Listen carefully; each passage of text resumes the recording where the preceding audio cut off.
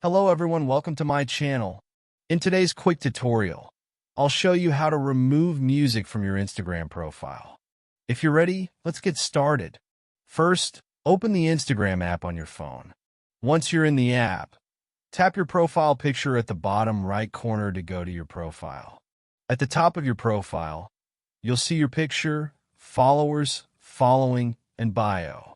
If you've added music to your profile, you'll notice a small music icon along with the name of the song just below your bio. Now, to remove the music, tap on Edit Profile right under your bio and music. A new screen will pop up. Scroll down and tap Music.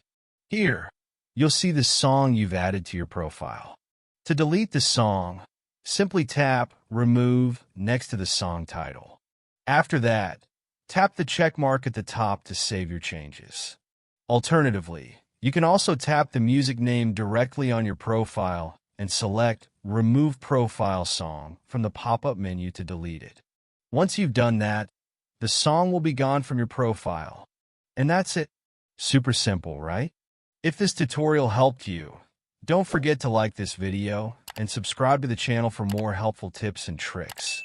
Thanks for watching.